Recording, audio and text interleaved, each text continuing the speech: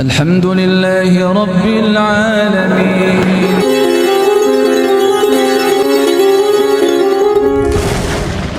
Ini gambaran dari seorang mukmin yang visioner, yang punya akhirat oriented. Dia beramal dengan ihtisab. Ihtisab itu penuh perhitungan untuk memperoleh keuntungan sebesar-besarnya di sisi Allah Subhanahu wa Ta'ala.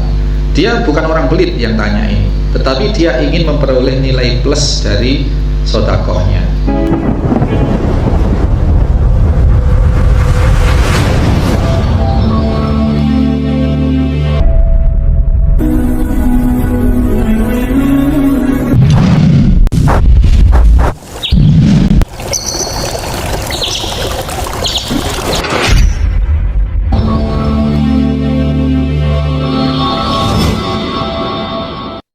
Bismillahirrahmanirrahim. Assalamualaikum warahmatullahi wabarakatuh.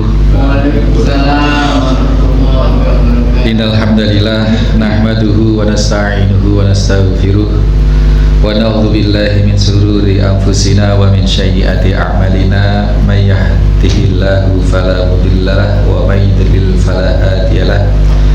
Asyhadu an la ilaha illallah wahdahu la syarikalah. Asyhadu anna Muhammadan abduhu wa rasuluhu wa ba'd. Bapak-bapak, ibu-ibu, hadirin hadirat, para mustami, baik yang ada di Aula Yatim Center Situbondo maupun dimanapun saat ini berada, rahimani wa rahimakumullah. Kan orang biasa ini kalau sudah sakit, ini dalam konteks sahihun sahih, dalam konteks segar bugar, tapi masih mau bersedekah, ini pahalanya besar.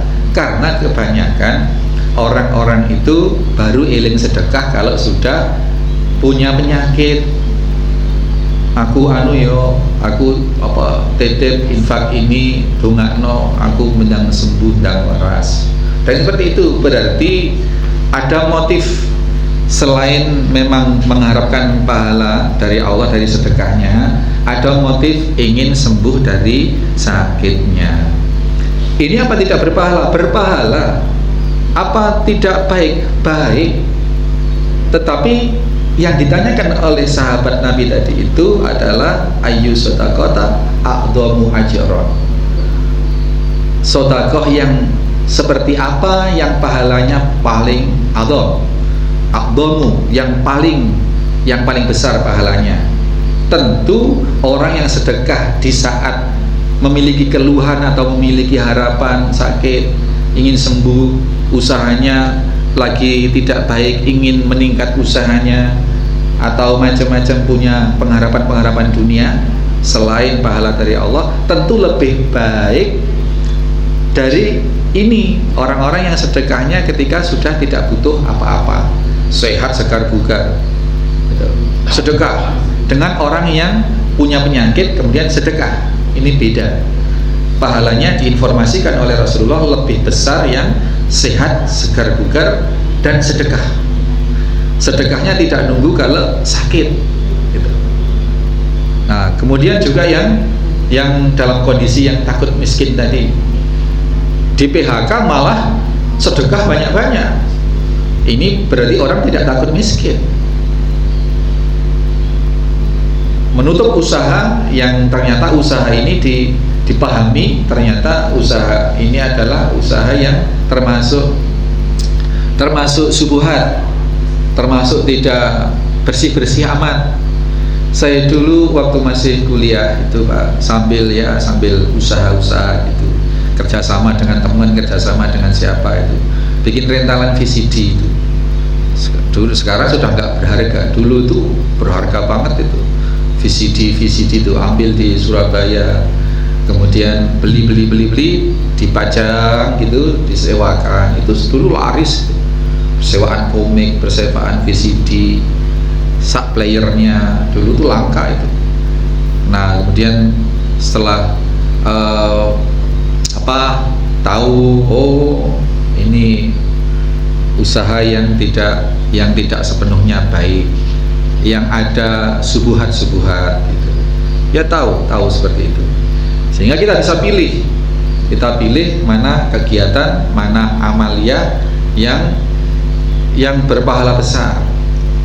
Bahkan kita bisa menghindari apalagi yang subuhat. Ada termasuk amaliyah atau kegiatan-kegiatan yang mengandung subuhat. Ini gambaran dari seorang mukmin yang visioner, yang punya visi, yang punya akhirat oriented.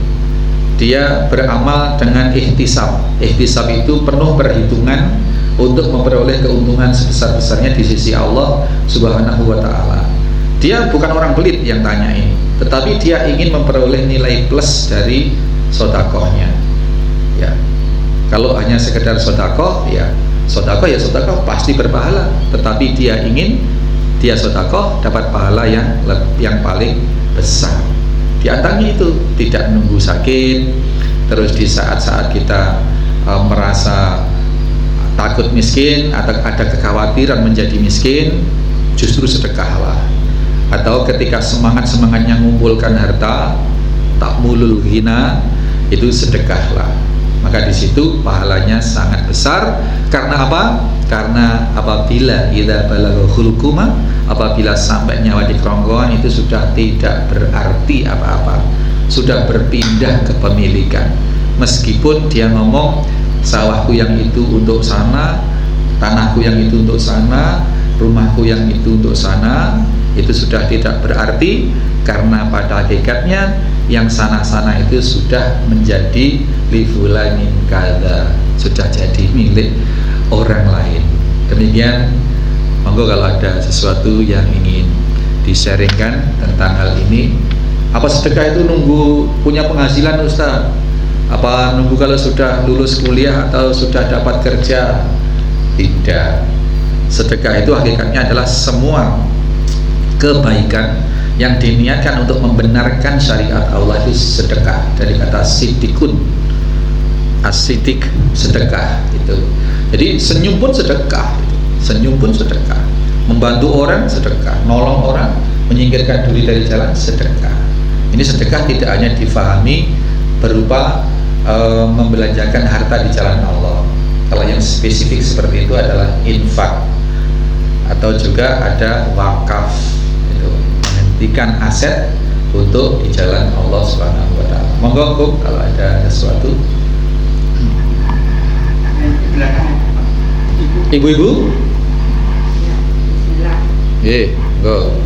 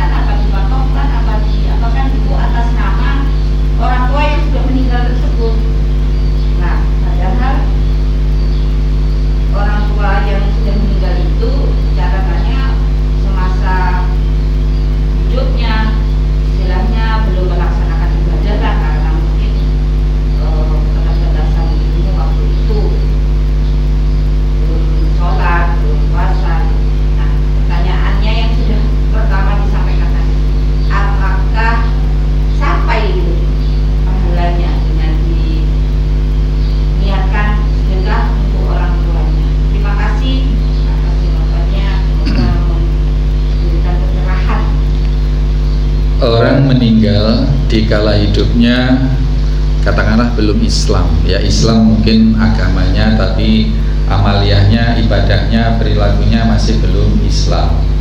Ini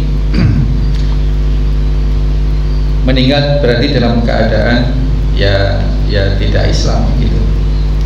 Tetapi kalau dia secara syariat sudah bersyahadat, sudah mengucapkan 2 kalimat syahadat, artinya secara harfiah sudah Islam, ini masih membuka peluang amaliyah anak waris, ahli warisnya ini masih bisa nyampe, meskipun nanti kurusnya seberapa hanya Allah yang tahu, karena selama hidupnya tidak sholat, tidak tahu wudu, tidak tahu cuci kaki. Orang dulu itu kalau tidur dia belusu gitu aja, dia ada wajib. Saya itu diceritain bahasa saya gitu, orang-orang di kampung itu sehari-hari sudah ke sawah, ke Tegal gitu. Kalau mau tidur ya belusu di Ambien Bali atau apa begitu, nggak pernah isuk. Nah, tetapi kalau sudah Islam, wis ngerti syahadat, terus bersyahadat, ini insya Allah nyampe, doa-doa kebaikan itu nyampe dan akan memberi kontribusi. Tetapi Allah punya timbangan seberapa kurusnya dengan dosa-dosa yang dibawa itu seberapa, Allahu a'lam bishawab. Yang tidak bisa nyampe itu kalau orang tua ini semasa hidupnya tidak bersyahadat, seperti yang dicontohkan oleh dalam peristiwa Rasulullah SAW. Kakeknya Abdul Muthalib meninggal, kemudian Rasul tidak menangi, masih kecil, kemudian diasuh oleh bapaknya Sayyidina Ali, Abi Thalib. Abi Thalib ini sangat menyayangi Kanjeng Nabi seperti anak sendiri. Bahkan Nabi menjadi Rasul, beliau menjadi pembela utama. Orang-orang kafir Quraisy, musuh-musuh Islam itu enggan untuk memerangi secara fisik kepada Nabi karena masih sungkan dengan pamannya ini yang melindungi. Sungguh pun demikian, di ujung kematiannya Rasul menuntun, meminta, mengharap untuk bisa membimbing bersyahadat. Qadarullah, Allah menentukan lain, paman ini yang sedemikian mencintai, yang padahal perilakunya sudah Islam ini tidak bersyahadat, sehingga tidak sampai kebaikan-kebaikan, pahala-pahala, permintaan Rasul seberapapun untuk keselamatan pamannya di akhirat ini tidak sampai. Termasuk apabila ahli warisnya bersedekah atas nama orang yang seperti ini tidak sampai. Allah a'lam bishawab. Itu jadi patokannya, punya kuncinya enggak, punya pintu pahalanya enggak. Orang mati kalau ada pintu untuk memasukkan pahala, yakni syahadat itu Islam, ya bisa masuk. Adapun berapa kapasitas volume atau volume amaliyah berapa dikuruskan dengan dosanya, Allah a'lam, tetapi bisa masuk, bisa nyampe. Tapi kalau sudah mati tidak membawa pintu pahala, tidak Islam, ya sudah, naudzubillah. Ini apa? Bersegera di dalam melakukan kebaikan, lebih khusus dalam hal ini adalah sedekah, karena ternyata ada limit editionnya, ada batas waktunya. Meskipun bisa kita lakukan, tetapi ada batas waktunya. Batas waktunya apa? 2. Kalau matahari sudah terbit dari arah barat, dan yang spesifik di dalam hadis ini dinyatakan ketika sudah nyawa di kerongkongan, itu semua harta sudah jadi milik orang dan kita sudah tidak bisa lagi membagi, apalagi memperoleh pahala dari situ. Maka selain agar sedekah kita tidak sia-sia, hadis ini mengajarkan kepada kita agar sedekah yang kita lakukan memperoleh efektivitas pahala, memperoleh pahala yang besar, yang kita keluarkan sama nilainya, sama bentuknya, tetapi memiliki efek pahala yang lebih besar dan lebih besar. Syaratnya tadi, ketika masih sehat, ketika memang harta, ketika sangat ini menjadi lebih kaya dan lebih kaya. Mudah-mudahan ini sangat bermanfaat dan bisa menjadikan amunisi buat amal soleh kita ke depan, apalagi yang masih muda-muda, yang masih sehat-sehat, itu mudah-mudahan kita termasuk di dalam memenuhi syarat apa yang Rasulullah SAW sampaikan dalam 3 kategori kondisi ini tadi. Subhanakallahumma wa bihamdika asyhadu an la ilaha illa anta astaghfiruka wa atubu ilaik. Assalamualaikum warahmatullahi wabarakatuh.